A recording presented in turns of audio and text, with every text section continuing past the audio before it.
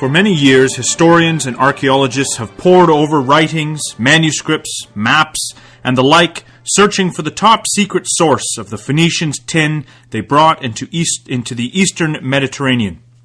For the Bronze Age to be the Bronze Age, they needed a solid source of tin, and the Phoenicians had just the spot. Only they didn't like to tell anyone. Even the great historian Herodotus could not put his finger on it. But this week, the lab results are in, and we now have the confirmation that so many have looked for. Welcome to another edition of the Bible in the News. What is so wonderful about the results this week is that not only do the lab reports clear up the great Phoenician trade secret, but in doing so, they also confirm the location of biblical Tarshish. 2 birds, 1 stone.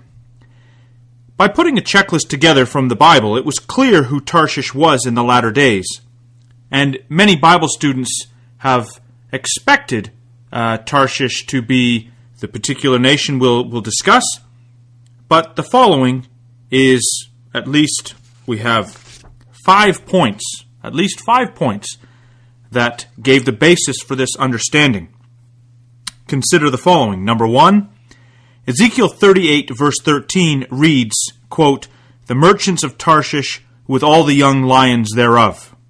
The New English Bible translates merchants as traders. And from this we can clearly see that biblically Tarshish was a mercantile mother country with a national offspring. Number 2, Isaiah 23 verse 6 and 7. In a prophecy against the Phoenician trading center Tyre, it reads, "Pass ye over to Tarshish, howl, ye inhabitants of the isle. Is this your joyous city, whose antiquity is of ancient days? Her own feet shall carry her afar off to sojourn." From this it was expected that the trading center of Tyre was to relocate to Tarshish, again underlying that Tarshish was to be a trading center and, quote, afar off, a long distance from the coast of the eastern Mediterranean. In Jonah 1 and verse 3, we find Jonah boarding a ship in Joppa, destined for Tarshish. So not only do we know that Tarshish was afar off, but also that to get to it, you went west from Israel. Point number 3. From a reading of Isaiah 23, the entire chapter, it's clear that the nation of Tarshish was not only traders, but were known to be sea traders. Thus, the repeat in that chapter of the ships of Tarshish. Point number 4. From Isaiah 60 verse 9, in a prophecy of the rebuilding of Zion, we find that the nation of Tarshish would turn to the God of Israel and be involved in bringing the Jews home.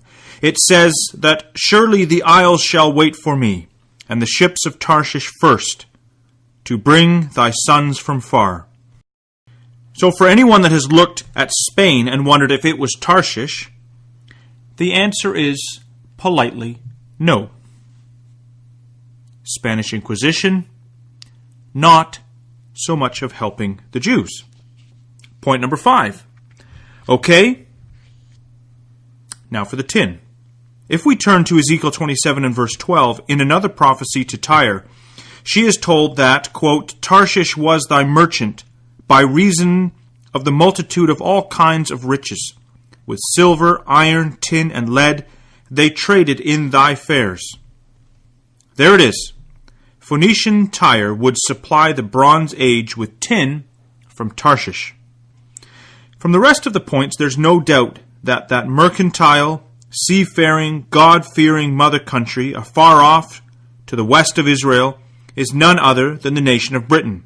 Add that shopping list of metals to the list, and many Bible students have had no doubt that it really was Britain all the way along. But still, there have been doubters. Many have said that the British Isles were too far from Tyre. It just wasn't possible. Well, good old Herodotus had heard of the Tin Islands, but had little information about them. The following is what he wrote. He says, "About the far west of Europe, I have no definite information, for I cannot accept the story of a river called by non-Greek peoples the Eridanus, which flows into the Northern Sea, where amber is supposed to come from. Nor do I know anything of the existence of islands called the Tin Islands, whence we get our tin. In the first place, the name Herodotus is obviously not foreign, but Greek, and was invented by some poet or other. And secondly, in spite of my efforts to do so, I have never found anyone who could give me first-hand information of the existence of a sea beyond Europe to the north and west. Yet it cannot be disputed that tin and amber do come to us from what might be called the ends of the earth.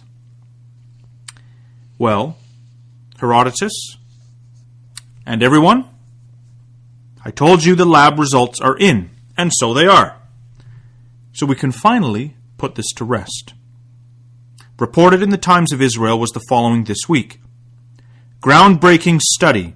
Ancient tin ingots found in Israel were mined in England, was the headline, and the subheading reads, Enigma of Origins of Bronze Age Levant's Tin Supply, solved through isotope and chemical composition analysis that shows 13th to 12th century BCE tin bars likely came from Cornwall. In the article it reads, quote, in a paper published in June on the open access peer-reviewed scientific journal PLOS 1, the authors analyzed 27 tin ingots, or blocks, from 5 sites bordering the eastern Mediterranean Sea. For decades, researchers have debated the origin of tin used in ubiquitous precious bronze throughout the Levant during the Eponymous era, from the late 4th and 3rd millennia BCE. Hypotheses have swung from close by Turkey, Central Asia, or far-flung France and Britain. The scholars used an earth-shattering approach to figure out the mine's locus. Quote, they're quoting now from the peer-reviewed paper. It says, by using a combined approach of tin and lead isotopes together with trace elements, it is possible to narrow down the potential sources of tin for the first time. End of that quote. The most logical source, it says, according to the authors, the most likely suppliers of the 13th to 12th century BCE tin ingots from Israel are tin mines from Cornwall and Devon. There you have it. Those sneaky Phoenicians were sailing all the way to the beautiful British Isles to retrieve that Bronze Age tin. And I'll bet they had tea and toast at night as well. I do wonder when they started making that smooth, creamy chocolate, because that is worth crossing the sea for, which I can attest. With that now finally cleared up, we can confirm that Britain really does have to come out of Europe. For, in Ezekiel 38, Tarshish and her young lions, or national offspring, are challenging the great Northern Confederacy, which we know to be Russia and Europe.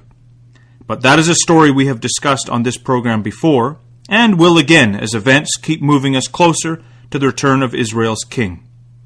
Join us again next week for another edition of the Bible in the News.